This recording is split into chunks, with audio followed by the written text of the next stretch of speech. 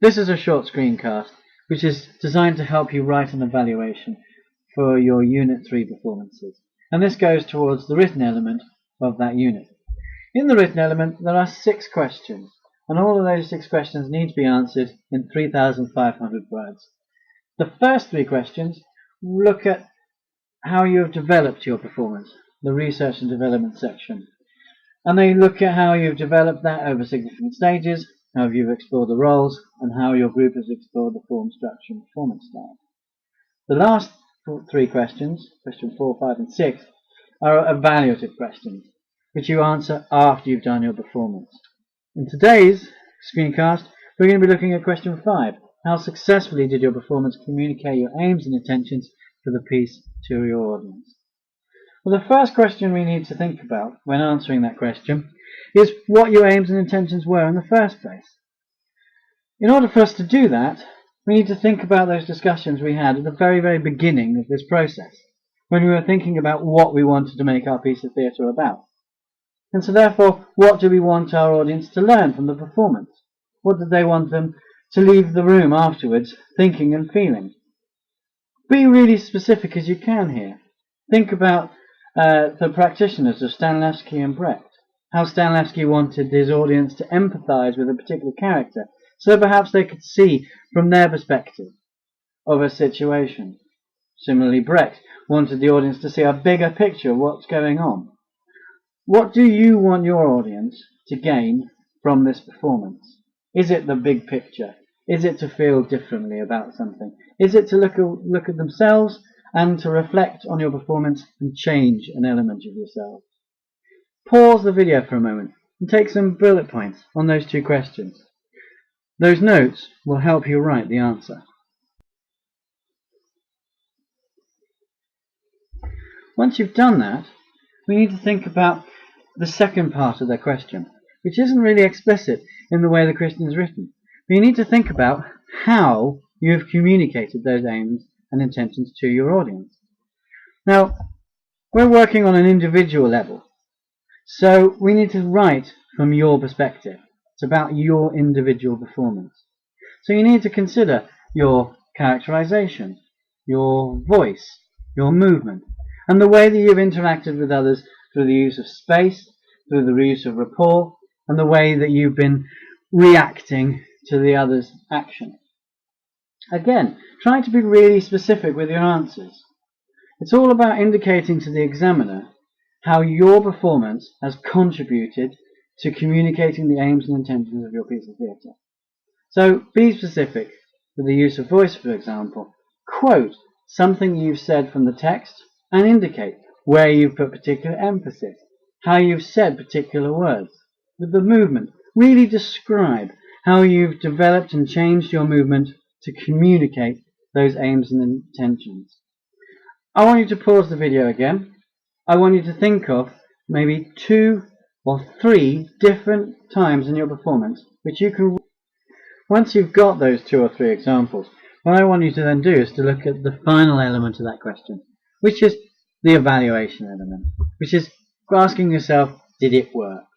And how successfully did it work? And try to be really specific. Link the how to the why. So link the fact, your example that you said about your wonderful use of voice and how you use this extra exciting tone, link it to the why. So it was successful in communicating to the audience X, Y, and Z. If it didn't work, be specific about what you would do next time to make it better. Don't just say, I would rehearse more, or I would learn my lines more, or I would pay more attention. The examiner is looking for you to think about specific things. So just in the same way that you were specific about your example, be really specific and concise here.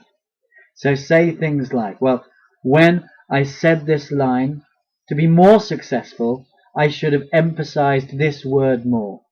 That would have meant that the audience understood my point more clearly. So try to be really specific and really concise about what you're saying.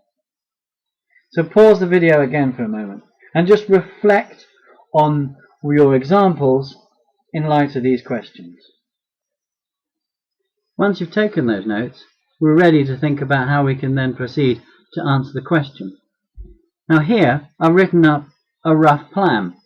My rough plan here is based on 2 paragraphs looking at 2 aims and intentions. You could write it differently, and I'll show you that in a moment. Firstly, my first paragraph would look at my first intention, and then how I've communicated it. You've only got 50 words for the point of the paragraph, and then you've got about 150 words for the evidence. So you need to be really concise and straight to the point.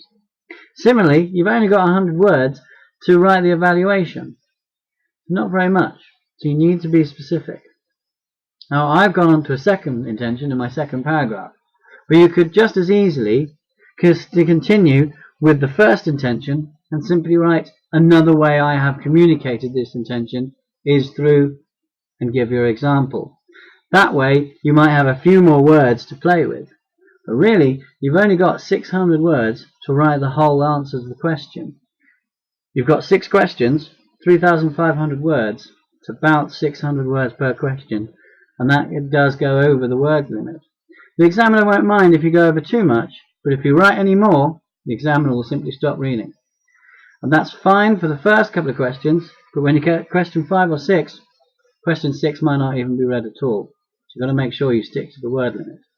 So, use this when you're writing. Think about everything that I've said so far, and put that into your essay. One final point, I want to recap on some really important things.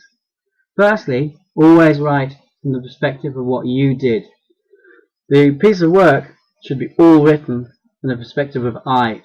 This is what I did in the performance. I did this. My voice was like that. My movement was like this. I interacted with the other group like this. So it's not about the group, it's not about other people in the group, it's about what you did. And that's really important, because it's not about your group performance.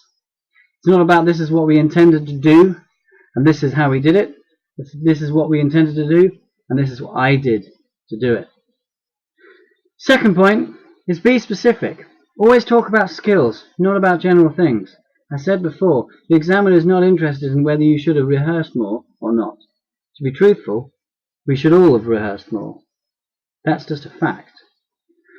But what the examiner is interested in is what you think you could have done to improve things specifically in terms of your voice or your movement or your interaction with other people. Really take it as far as you can in terms of your use of keywords. Another good point is success can also mean things that didn't work. Don't always just write about how brilliant your piece of theatre was.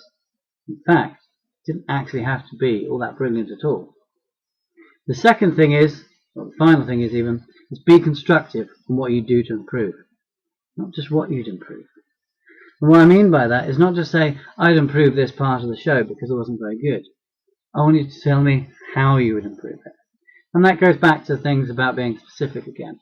Talking about skills, not about general things. So, you've got 600 words. Good luck.